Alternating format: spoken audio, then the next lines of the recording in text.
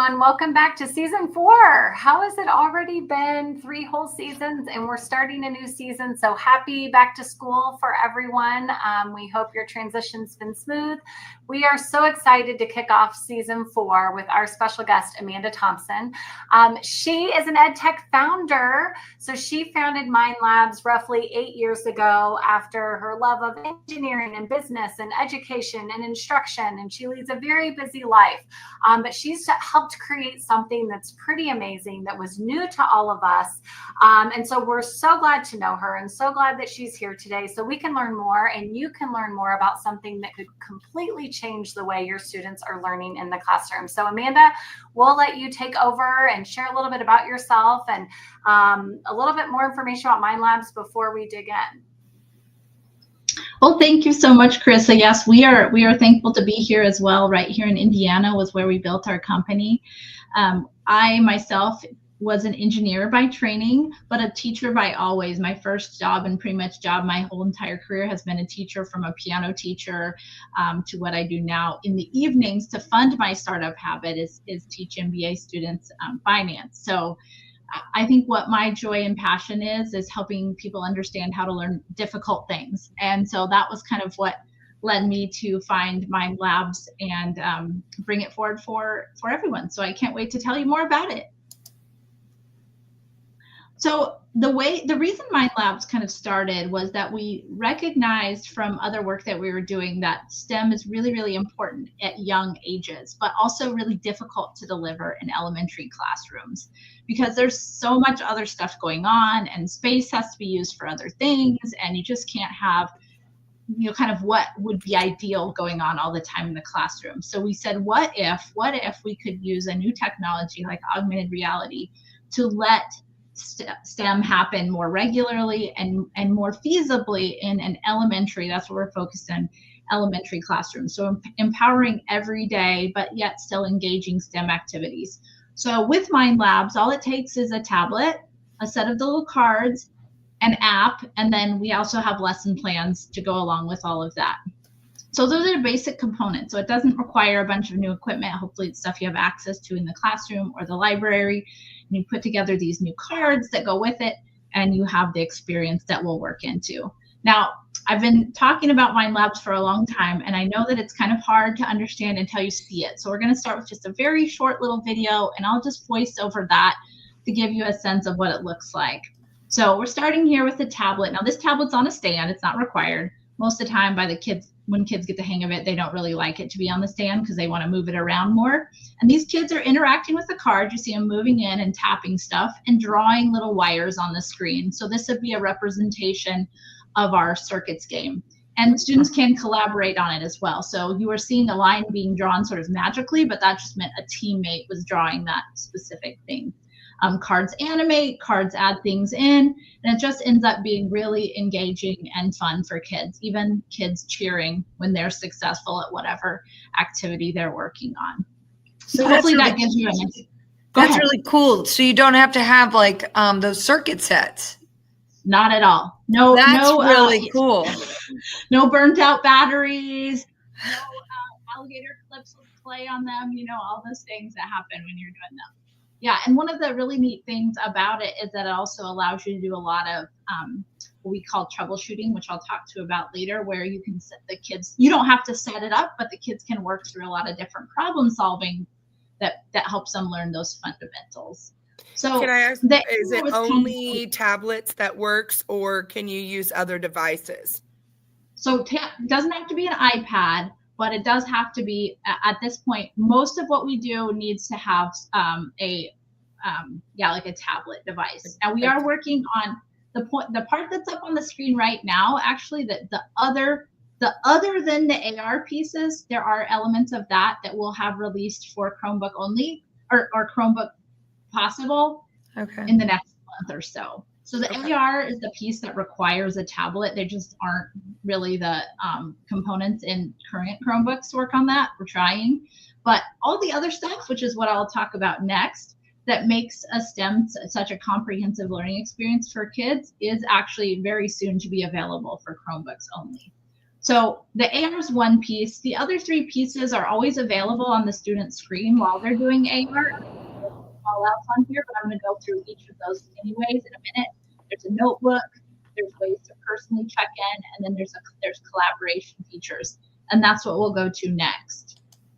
So when we started with the AR, and then we just realized that really the value of the STEM activities is more than just learning the science concepts. So all those other things that kind of are bolted on with a really engaging STEM activity, the opportunity to work on hard things with your classmates, the opportunity to write out and reflect upon the difficult things that you're learning and figuring out, and then just managing yourself as you're working through challenging things like STEM. So we have little features that go alongside with that help bring all of that together for the educator. So we're going to look at each one of these little flower petals individually, and then we'll bring it back together at the end.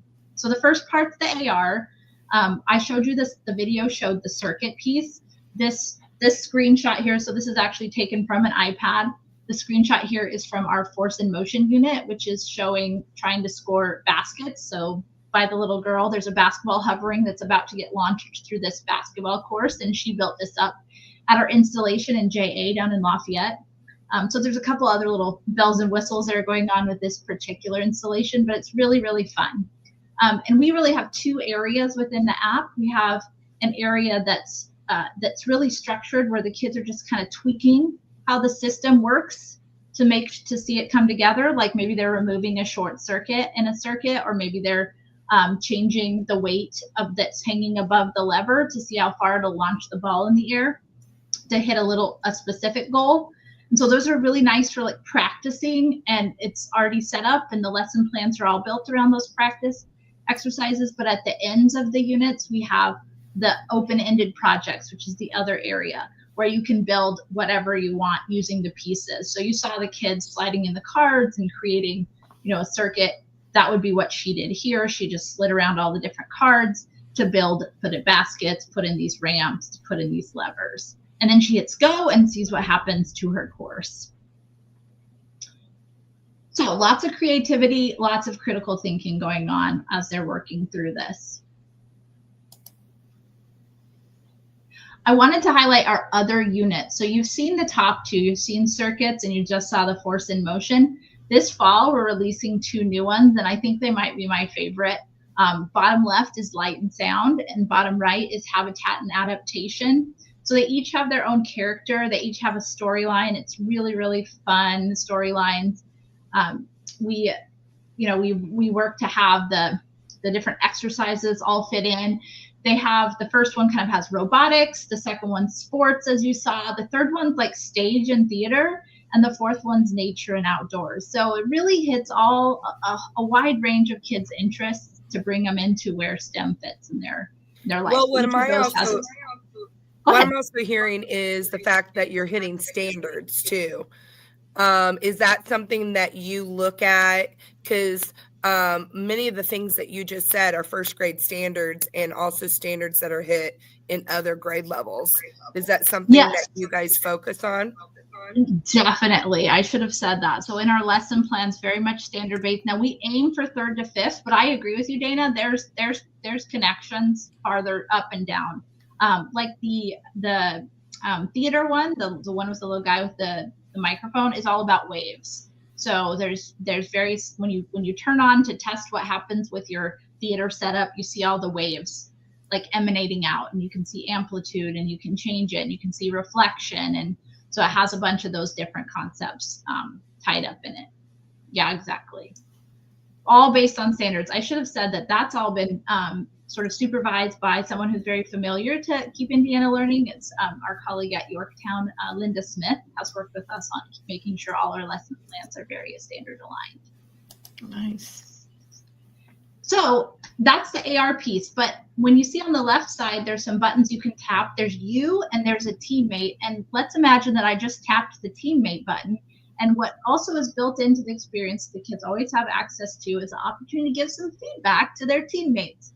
So 3 areas: teamwork, effort, communication. You can always tap on that button and and pick one of those areas to give a teammate a doing great or a needs work. And all of that kind of compiles up to the teacher side. Now, if they tap doing great, their teammate gets a little kind of like burst, like somebody said you're doing well. If they get a thumbs down, that just heads over to your desk so you can see if that's starting to pile up. And I'll show you later what that looks like on the teacher side as a way you can kind of respond to kids or see progress as they're working through lessons. So that's our that's where we'll go next, is to look at what that looks like on the teacher side. So collaboration, we think, is one of these really challenging things for teachers in the classrooms and students as well. So it's one of those very much work-ready skills, is collaborating. So inside, because the kids are doing all their building inside the system, we can actually see who's doing all the clicks. So if this is a little graph of each of the teams that have worked on the project and how much activity they've done in notebooking, that's the pink, and then the purple, orange, and black are showing how much work they've done inside the app. And we can dig down on each of those to different levels. I'm going to show that in a different area to see who's doing the work. So the kids can really be accountable to how much they've contributed to an assignment, whether it's too much or too little. It can go both ways. And we also have similar graphs like that for the thumbs up and thumbs down. So how many thumbs up and thumbs down have happened in a group, who's done it, who's sent them. So we have a couple of different slices of the data that you can see to use for that element. This screen is where if I tapped instead on the you button or myself, I can always do a check-in with my students at any point. Be like, let's all check in before we start. They tap on themselves, they get this zones of regulation kind of framework for emotions, and they can log in whether they're feeling, the green zone, blue, yellow, red, and they can select out of that. So the graph on the bottom is showing us what the across the groups, what it's looked like. And I bet if you guys looked at this graph, you'd say, oh, I think I want to know a little bit more about group 4, right? So what's going on in group 4? So you can drill down. So next slide, we'll drill down and look into group 4 to see what's going on there. And it's pretty interesting because we see, there's one student that's pretty upset right now. He has 7 times hit the red button, which is angry or frustrated or furious. And we can, go take some action there if we would like to. Now, you might also be like, well, what is this student like normally? So you can click through that. You can look at her across different assignments, or we can go to the next slide. So we zoomed in to student level, but we can also zoom out across assignments that we've done. So this is showing like 3 different assignments that this particular teacher had done within the app, and showing how the students were responding to that particular assignment. So lots of different ways to kind of get some understanding on where kids are with readiness to learn. And then the last pedal, I believe it's the last pedal, is the digital notebooking. So the students on the top right of the corner always can open up their notebook. And within the notebook, there's lots of different ways that they can engage and enter information. So you can see on the screenshot on the top right, there's 4 tabs, and we're selected onto the results tab. The results tab is where the kids can take actual screenshots of what they're working on, and it pops into their notebook, and they can type in observations, explanations, how they plan to improve. And this all goes into their notebook, and they can do it easily, right, while they're doing their assignment, right? They're right there. They don't get disrupted. They're just working on their assignment. On your side, you have access to a couple different views of it. The view I have here is like a news feed where you can see all the kids' stuff coming in together and what they're working on. So you can actually see that a students entered a feeling and a kudos for their teammate. They've entered an explanation in their journal. A different student went to the reflection tab, which is also in their notebook, and entered a feeling that they had is proud. And so you have all of this together. So it's also a great tool for facilitating class discussions because students can enter in an answer to a question. All of that's aggregated together in one spot for you. And you can see who has answered and what they've said and bring that into a discussion piece. And later, you can see it more in a notebook format if you want to. So those are the 4 pieces I wanted to emphasize. And I was glad you asked the question about the Chromebook, because also what we realized working on this is that it wasn't just the augmented reality pieces. the augmented reality content that needed the other 3 pedals. The other 3 pedals really were applicable to any sort of project or team experience in the classroom, from social studies to history to other science topics that are not engineering. We're kind of engineering focused, to anything where students are collaborating, keeping track of what they're doing, and needing to manage themselves. So those pieces also all apply. And instead of having augmented reality, we swap it out and it's a live camera, and they can do all the things that we just talked about doing with any project that's on their desk, whether it's robotics or anything else like that. And that's the piece that will be available on Chromebook too. So it kind of can be a umbrella application that covers any projects that you're doing in your classroom. So I get a couple of kind of logistical questions. Let's say that you're doing the circuits one. You said there's a series of cards that they can kind of learn how to build circuits. And then you have kind of an open-ended like capstone project. About how long, class period days, let's say an hour long is how long you're planning to spend on science. About how long does it take you to get through the circuits? We have about each set has a group of, I have them right here, has a group of like little vocabulary cards. And so there's kind of a lesson that addresses each of the key like vocabulary elements of that unit. And we aim those to be around 45 minutes to an hour to do. And so each unit has 5 to 7 of those vocabulary cards. The circuits unit has kind of like a small design project and then a bigger design project at the end. The force and motion one has a little design project at the end of every lesson. So that lesson's really expandable. Like if you want to do the open-ended create stuff, you can spend 2 hours on that lesson because they're building it and then they're sharing it and they're it. But if you don't have that amount of time, then you just do the vocabulary oriented challenges and maybe do a little bit of the design project. So kind of tried to build flex in for students that were really quick to get the hang of it so they could make it more challenging and interesting, but also still attainable for the student that's not moving as quickly through the content. So those key vocabulary pieces within those engineering bits, I mean, you could really replace any formal teaching with something like this. Absolutely. So we have, so in the force and motion unit, like we have this card will be friction. And what's really fun about these is when you look at them in the app, they start to animate. Like you saw one of them in the short video, but all of these like turn into a little animation. So this one like changes from smooth to grass to gravel, and the ball moves differently as it bounces along those different things. And that's kind of like the central idea of each unit. And we also kind of try to do, so we have the science concept, but we also layer on the engineering design process. So force and motion is one where we talk a lot about getting feedback from stakeholders. So we talk to the cheerleaders and the crowd and the coach and the players and the judges. And so we get the crowd. So we get that element into it. In circuits and energy, we talk about the troubleshooting and kind of like iterating, like why you have to iterate and what you're looking for problem-wise. So each of them, we kind of have a different focus where we also kind of dig deeper into the design process as well. So much, right, that you can do. How many schools are currently using this? Do you have that? So we are sold in a couple different places. So like with STEM Education Works, right out of Lafayette is one of the places, and we've also been sold through Pasco, and we sell ourselves. So mostly we've been regional, but we have had schools purchase and adopt outside of Indiana. So I'd say we're not like huge yet. Data. I'd say we're probably in our less than 100, but we're trying to get there.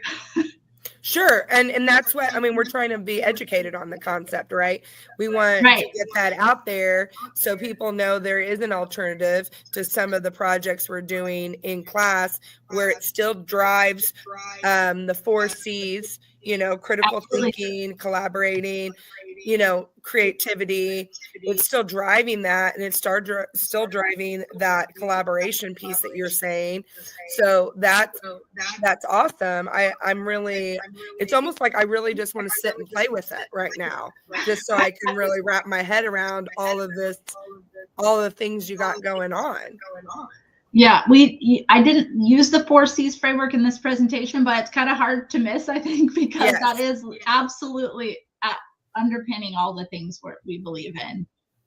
And I think so well thought out. As I'm sitting here and looking at this as an educator in the communication piece and allowing students to have their voice and how to really assess what that looks like, you're absolutely right. Like, short of a Google feedback form at the end of a project and, intermittent check-ins, it's really hard to, quantify what participation looks like and how students collaborated together. And I think these students complete these, want to work in a different group and complete the same module, but find a different way, and find like, hey, I took I kind of did a lot of the hands-on thing in the last group, so this time I'm going to do this, and just take on different roles. I just think this is so thoughtful. I wish we would knew about this before now, but I'm so glad that I'm so glad.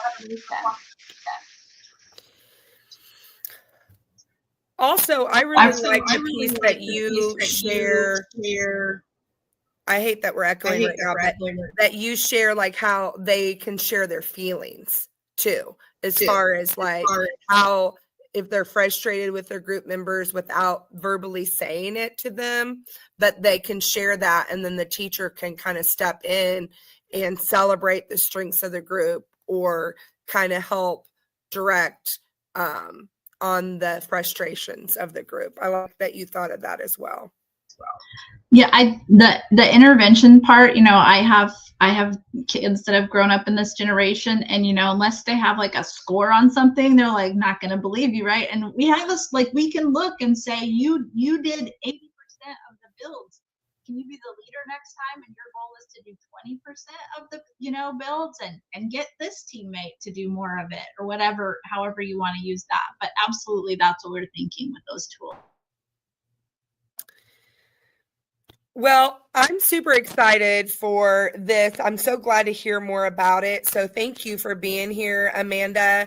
I think you've created something pretty inspiring. And I hope more people take advantage of this opportunity to maybe look into this product and pursue it, especially different grade systems, maybe taking an opportunity to try it out and maybe just showcase it even in a few classrooms, and then move on to maybe others. So that would be great.